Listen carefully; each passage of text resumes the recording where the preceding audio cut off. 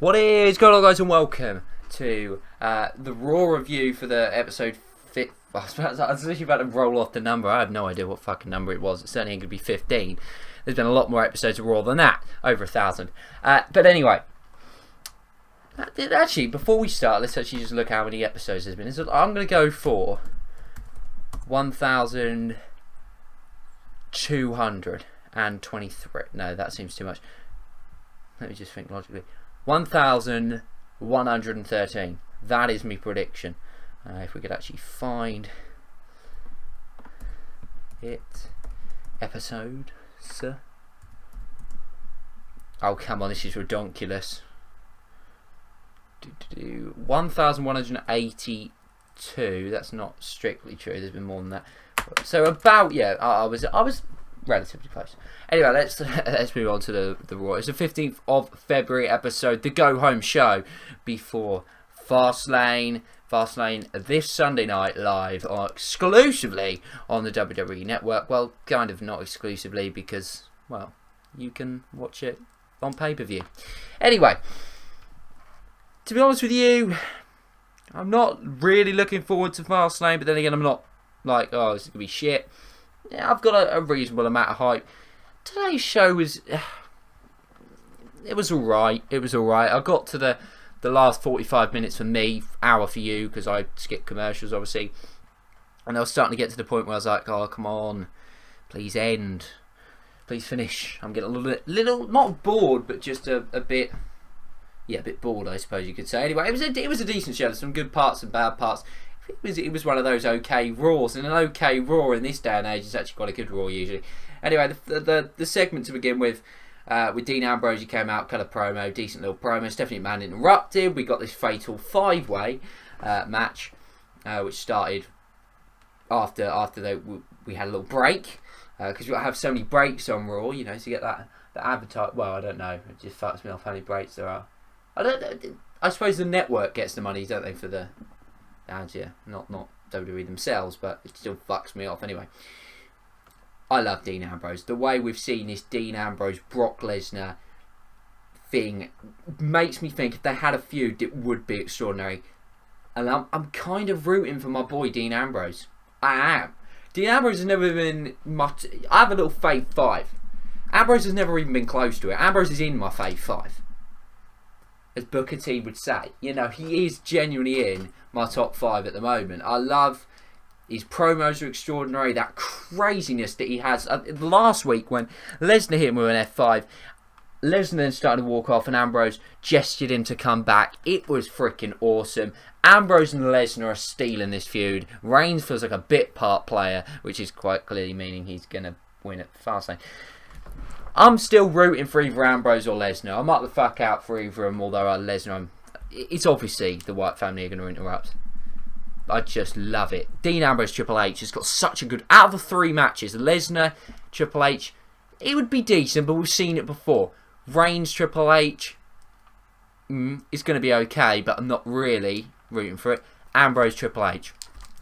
Book it. Book it, Vince. And it's in his home state, I believe, or his hometown. I do believe... I'm not 100% sure about that, but I think Fastlane is in his home state. You never know. You fucking never know. What a feud that would be as well. Especially if he turned on Roman Reigns. Because he wouldn't become a heel because of it. He'd just become awesome. It's as simple as that. We then had the Fatal 5-way match. I thought it was a pretty good match. Again, the break just ruined the fucking flow of the match. We didn't get to see the whole of it. It really fucks me off with Raw. Why can we just have the breaks at the end of matches? And at the end of segments? Why do they have to be in between segments? I know they want to try and keep hold of the viewer, but fuck it. Fucks me off. Anyway, Kevin Owens won. My boy, Kevin Owens. He is in me Fave 5. He is solid number 2. I'm going to even put it out there. Kevin Owens is probably number 1. Him and Lesnar, they flip positions. They do. They flip positions. Bray Wyatt's in there as well. Cesaro's in there. But obviously Cesaro's not with us at the moment. So yeah. I'm going to say Kevin Owens, he's up there. You guys know I love Kevin Owens. He's back with the Intercontinental Championship. It's where it belongs. It means Dean Ambrose can go on to the main event scene, hopefully, to WrestleMania 32. And Kevin Owens can win the Intercontinental Championship. God knows what this now means for WrestleMania and the IC title. Who knows? Could it be Ziggler Owens? Doubt it. Could it be Styles Owens? Holy shit, maybe it is. That could be awesome. Kevin Owens, Intercontinental Champion. Good match. Happy with who won. And good finish as well. Love the little finish. Finishes in these sort of matches are always good. Yeah, I actually thought it was a good match. If only the break didn't come when it did and we saw the whole match, I'm sure it would have been a really, really good match. Word on Tyler Breeze, though. I was good that he got a few good spots in this match. He was in the match, which is a positive, but Christ alive, as he just fell out of the sky. He is literally... He just is. It's sad, really, because he's such a great talent. He needs a feud, or he needs to join a tag team with somebody. I don't know, Ziggler and Breeze. Not that would make any sense. Well, it would make sense tag team wise, but it would make sense storyline wise because Ziggler's with Thingy and they've been in a feud before. Yeah, basically Tyler Breeze needs to be utilised because he's a great talent and one of the best in-ring workers I think out there. He's got a good gimmick as well. Anyway, Mark Henry versus Big E. Now this was a New Day come out. Cut a little promo. You're gonna love it. Rather than the only thing I question here is on the pre-show we've got Alberto Del Rio versus Kalisto for the United States Championship. Even though we're meant to be treating the United States Championship as a big thing, I bet Cena is fucking fuming. And Alberto Del Rio and Kalisto as big things. However, they're on the pre-show, and we've got the New Day on the Cutting Edge Peep Show, which is actually going to be on the show. Why can't this be on the pre-show and United States Championship be on the main show? But I don't know. Anyway, we're going to get that. That'll be funny. Yeah, New Day, Edge, Christian is going to be funny. Who knows? Maybe I'm going to put it out there. Little prediction. Enzo and Cass are going to come out. That is my prediction. Enzo and Cass are going to come out and challenge him to a WrestleMania match. I feel it. I feel that's why they're doing it. Anyway, this match... Yeah, Mark Henry... I was watching this match and midway through it, I was thinking to myself... This guy nearly won the the WWE Championship off John Cena. Can't think, what was it? Night of Champions 2013. I'm going to go with that. Night of Champions 2013. He nearly won the title from him, and probably deserved it. I wish Mark Henry would have held the WWE Championship at one point, and he just hasn't been utilised enough. But I think this match proved why perhaps he hasn't been. He's too injury prone. You know, and unfortunately, I have a fear that because there was an awkward moment at the end where he quite clearly got injured and they ended the match quickly. Big E looked a little bit worried for Mark Henry. It wasn't Big E's fault at all. And maybe that's Mark Henry's last ever match. If this injury's bad enough, he said that WrestleMania is probably going to be his last. If this injury puts him out for WrestleMania, maybe that'll be it for Mark Henry. And maybe we'll get a proper, real, not fake, retirement speech from Mark Henry. Amazing servant to WWE. For his size, he's actually very good in my opinion. Can put on a good match. Looking back, created some moments that I can remember from when I first watched WWE. I can remember some moments from Mark Henry, and that's special in a way. Or certainly for me. So yeah. Maybe it's not the end for Mark Henry yet. Maybe it's just a tweak and he'll be fine. Hopefully it will be. New Day, Big E with a big win. Get it, Big E, big win. That's not even funny, is it? Yeah, let's just move on. Brie Bella promo, or Brie Bella's Charlotte promo. Byron Saxton, or Saxton, as Chris Jericho called him, came out, had a little interview, then Charlotte interrupted. Woo. Fucking sick of hearing the woo chant. It fucks me off every time I hear it. I really wanted Karma, or Awesome Kong, to come out. Obviously that ain't going to happen this early, but I can't wait. If she does return, it would be fucking awesome. She will tear shit up. Anyway, that's beside the point. And to be fair, this promo is actually quite good. I thought, you know what? Yeah, this is decent. Brie Bella still shit on the mic, but, you know, she's pretty shit at everything. She has improved remarkably in the ring, and I don't think she deserves a championship match, for God's sake. I have read somewhere today that she may be leaving after WrestleMania. If that is true, then... You know, one last shot of the championship, won't actually win it. Yeah, I am a little concerned though that. No, I'm not. I'm not even good. No, I'm not. Anyway, match will probably be pretty crap, but it kind of feels like the second string feud for the Divas division. I kind of feel like the tag team, Becky Lynch, Sasha Banks, and Team Bad, which we'll talk about a little bit more, I'm more looking forward to. Are you the same? Down in comments below. But anyway, yeah, decent thing. Got a little bit personal. Both not really great on the mic, so they did a decent job. And yeah, done the job. Set up the match, hyped it ever so slightly. And yeah, there's no way Brie Bella will win though. If Brie Bella wins, I'll give away my channel. AJ Styles versus The Miz. Miz is so fucking goddamn good. This guy cut a promo the other week, which was fucking extraordinary. If it had been Paul Heyman cutting that, everybody would have been like, oh my god, what a promo. But because it was Miz, no one really spoke about it. I thought it was absolutely fucking awesome. Miz on the mic is fantastic. He's got a great character. He's got a great gimmick. He's the best heel, him and Kevin Owens, best heels in the company, full stop, other than Roman Reigns. Yeah, and he's decent in the ring as well. Produced a great match here with AJ Styles. AJ Styles won. I want them to push Miz back up, not necessarily to the main event. I think he's got it in him and I wouldn't mind it. But you can't just push a guy who's been jobbing, who's been a glorified jobber for the past few years, into the main event straight away. But what you could do is get him to have some wins together, put him in a feud with, I don't know, Titus O'Neil when he comes back. That ain't even funny, is it? Fuck me. 90 days, that's taking the piss anyway, so that's a topic for another day. You know, put him in a feud with somebody. Keep him heel, for God's sake. Don't turn Miz face. Maybe put him in a tag team with someone again. Put him in a tag team with someone. You know, I don't know. I'm trying to think of someone. That would work with the Miz. Stardust, well, that doesn't really work, does it? I'm trying to think of someone you could put him in that then when the eventual split came, you keep Miz heel and Miz could then beat that guy and then move on to bigger, better things and move on to the United States, the IC title. I'm thinking somebody like... who needs to do something? I suppose you could do Tyler Breeze. Tyler Breeze, Miz. Yeah, that wouldn't actually be too bad. Then have Tyler Breeze break free. He can then become a face. Miz can beat him in the feud, which then kind of shits on Tyler Breeze. But basically, Miz needs to be meaningful again. Give him a tag team. Give him a decent run. Not necessarily for the tag team title. Have them break up. Have them have a feud. Even if you've got to have the face win, that's fine. But make sure Miz looks good. Comes out of that feud good. Get him a couple of important victories after that. Push him to United States Championship IC title. And there you go. You've got another top star. Because this guy is good on the mic, in the ring. He's a solid guy and can bring the best out of people. You know, he's a perfect opponent for someone like AJ Styles.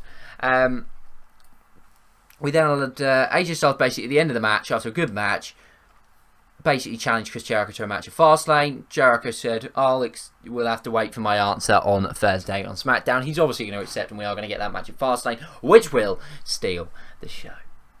The Dudley Boyz then came out and cut a promo, continuing their promo from SmackDown that was awesome. Loved the Dudley Boyz as heels. It's what they needed to happen. They were going nowhere as faces. This could be how they win number 10. They're going to win it. It's just going to win. Will they split up? I thought that a lot of people are talking about them splitting up.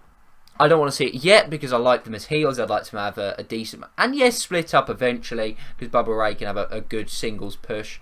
The promo is good. The intensity's there. Bubba Ray's fantastic on the mic. Devon was good for his little bit that he had to say. And yeah, I'm liking the Dudley Boyz character development. Finally, we're seeing some character development.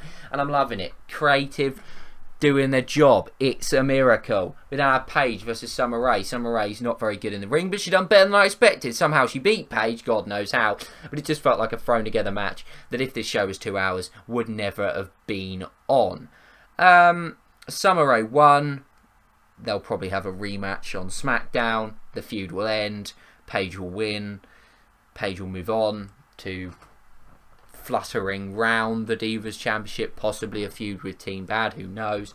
And yeah, basically that'll be that. So yeah, I don't really want to talk too much more about that match. It was what it was. Yeah, it was what it was, really. It wasn't great. It was a bit boring, but it didn't really last that long to really be that boring. Paul Heyman promo. Paul Heyman's amazing on the mic, as we know. He is my favourite. promo cutter. The best man at cutting a promo. The best man for selling you something. He is a salesman in the wrestling business. And yeah, basically, completely and utterly sold us the match at Fastlane. Got me pumped for it. Told us about that friendship thing, the break-in that for some reason WWE can't seem to do on themselves. The only person who can actually sell us that is Paul Heyman because he's fucking awesome. And it's not even hard to sell, and Heyman's proving that. It's just WWE are so retarded they can't do it. But Paul Heyman comes out and does it in 5 minutes. I mean, it's just great. Love it. Roman Reigns, when he spoke, I was like, yeah, Roman, just shut up. But to be fair, Roman said a couple of words. It was fine. Paul Heyman shook his hand. I can see I can see Roman Reigns becoming a Paul Heyman guy. I would be on board with that because Roman Reigns cannot speak on the mic. It was a decent segment. Anything with Heyman is fucking awesome. I thought it was pretty decent. And the best way to use, but I think Heyman had to be on the show because Lesnar's on SmackDown tomorrow night or Thursday night or tonight, what the fuck. So yeah, I think it was decent, and yeah, I enjoyed the segment. You know, another one's like Ryder Heath Slater, which if it was a 2-hour show we wouldn't see. Heath Slater won in a squash match, even though, as it says here, they're both jobbers, so really doesn't have the same effect. Boring, pointless. Social Outcasts are just a bad rip-off of the New Day. Yeah, move on. Neville and Lucha Dragons versus League of Nations. Quick, fast-paced, high-flying action was pretty decent, but I don't really care about the League of Nations. I want to, but I don't. It makes me laugh how King Barrett just stands there. Everyone, well, most people on the internet at least know King Barrett's got a neck injury. It must be quite severe because he's done nothing since early December wrestled-wise. So he could be out for a long time. It makes me laugh how they haven't actually mentioned it. WWE haven't once mentioned why he never wrestles. Anyway, this group would be good if they didn't just constantly keep trading wins and losses. They did win on this. Did they win? I can't remember. Yeah, the League of Nations did win in the end. With a fucking sick finish. Alberto Del Rio, like, I can't, what is it? I started two. What the fuck do you call it? Double stump or stamp, whatever you want to call it. It was a big one. It was right across halfway through the ring. And yeah, Del Rio, Kalisto on the pre-show. Wow, unique. Anyway, moving on. Becky Lynch versus Naomi. Naomi is the most underrated diva in the division, in my opinion. I think she's up there with the best workers there. I think she is well within her right to be up there with Becky Lynch, Charlotte, Sasha Banks. I'd say Naomi is fourth. I'd say Paige is not as good as Naomi in the ring. That's controversial, I know. I know a lot of people were saying they didn't like her little kick routine. I didn't mind it. I thought it was actually quite fun, quite good. I really wanted to make them look a little bit more violent. And then I'll be on board with it. But yeah, obviously the match itself was so fucking short. Becky Lynch getting a win really, really quickly. Sasha Banks came out to make the save after Tamina and that started beating down. I'm looking forward to the tag team match. Obviously Becky Lynch and Sasha Banks will win or they'll break up. But it will be a decent match. Yeah, that just a word on Sasha Banks' super kick to Tamina on SmackDown was sick. Moving on. Big Show versus Braun Strowman. Oh my god, that was a main event. Oh my fucking god. It lasted like literally 2 minutes. Then the whole Wyatt family started attacking Big Show. Then we had Feed Me More. My mind has slowly changed on Ryback. He had a good match on SmackDown the other week. It was against Bray Wyatt. And I was like, actually, Ryback, maybe I'm being a bit harsh on you. I don't know. I'm not going to say I like Ryback yet. Not quite yet. I like his new look. He had a good match on SmackDown. Maybe I'm a bit too harsh on Ryback. It pains me to say it, but maybe I'm wrong. Damn it. But yeah, then we had Kane come out. Big Show Kane. Ryback versus the Wyatt family. Strange that this was the closing segment. I'd much rather had the Fatal 5-Way match as a closing segment than this like number 2. But there we go. We're going to get this match at Fastlane. Wyatt family will win. Then they'll go and interfere in the main event. And that'll be that. But anyway, more on that in the pre-show. Preview, sorry. Pre-show? Preview.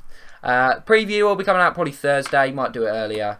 I'll try and get it out Thursday. I know usually I don't get it out to the night. But I'll try and get it out Thursday. It will probably come out to you literally as the pre-show starts, so no one will see it. But anyway, thanks for watching this Raw review. What are your thoughts on Raw?